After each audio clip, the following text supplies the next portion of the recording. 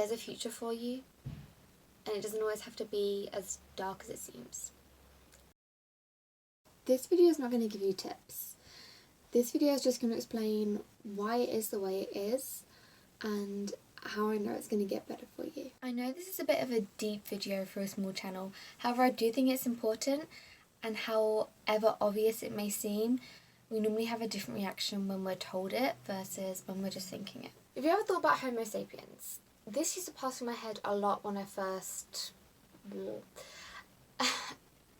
And I always wondered, how on earth did they have all those physical feats whilst combating a mental illness as well? And the answer is they probably didn't. Mental illnesses, yeah, it's quite like a modern term, but to actually think that it could be like a whole modern thing just because of the way we live is something that we need to kind of understand to be able to combat it. So most commonly, anxiety. A threat is perceived by the mind, bringing warnings and what ifs and worst case scenarios and heart pumping, and it's like fight or flight mode. And that's a kind of ancestry thing, evolutionary tool that our bodies have. You know, we see a threat, we gather all the warnings and like all the information we have on the threat previously, so like our memories of feeling that way, and then work out anything that could happen and fixate on the worst possible scenario to avoid that. And that's why a lot of the time when we have like panic attacks and anxiety flushes, that we think we're going to die, because that was generally the worst case scenario of what our ancestors had to deal with, and that's why we get the adrenaline rush of literally fight or flight. And that's why our bodies freak out, because we're in a position where it's not fight or flight. We're stationary, we can't move. School, the best example, you're in a class, you can't even get up and burn this adrenaline off. Your body's reacting to something that your mind hasn't quite caught up with yet. Most Western civilizations have access to food, shelter, water, without having to fight a big massive wild animal for it. So physically we are safe in the 21st century, but our mind hasn't caught up to that yet and still perceives fear of things like going to school or doing a presentation as a threat.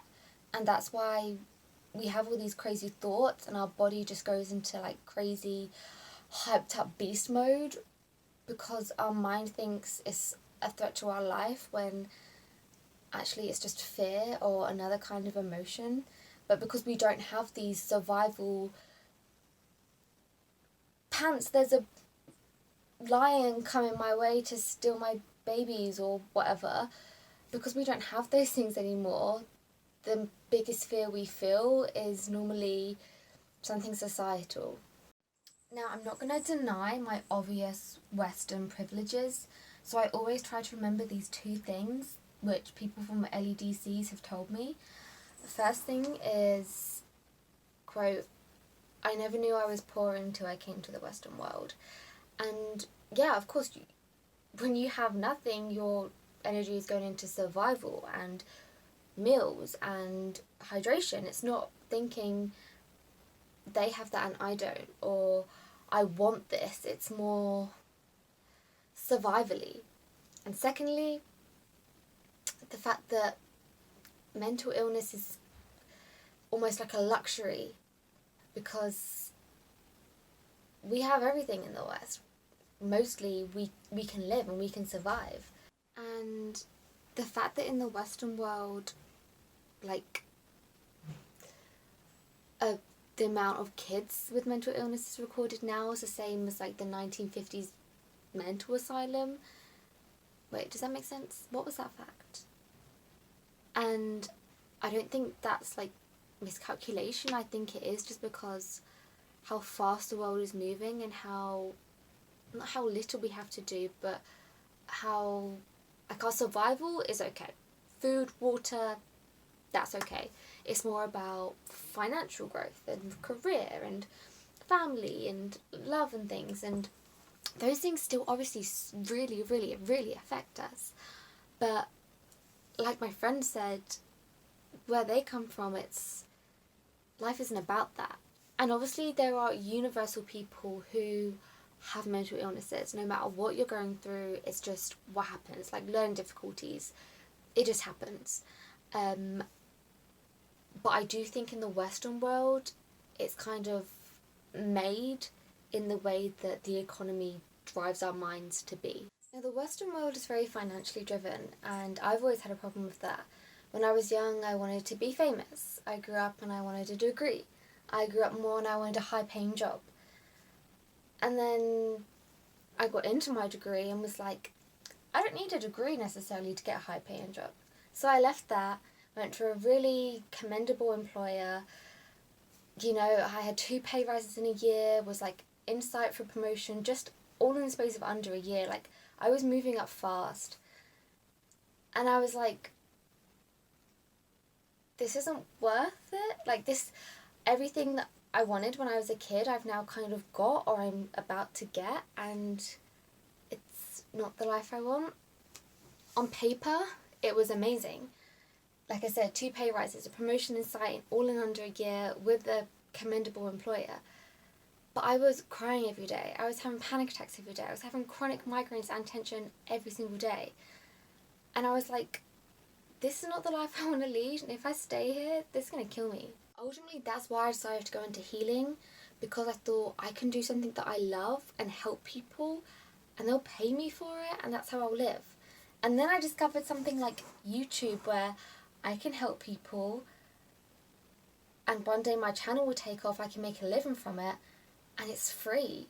Like, yeah, healing, acupuncture, things like that, I still want to go into that, it's amazing, but I can still help people with health and natural healing for free. You don't have to get up, you don't have to pay for anything. And to me, that was like beating capitalism. Like, I'm still able to fund myself financially and live in this world, but I'm not being a sellout or hindering my mind and my health for a capitalist thing. And yeah, it's kind of capitalist because there's adverts and that's how you make the money, but then also, like, we're all kind of smart. Like, we just kind of sit through the ads, you know what I mean? It's laughable that that can make me money.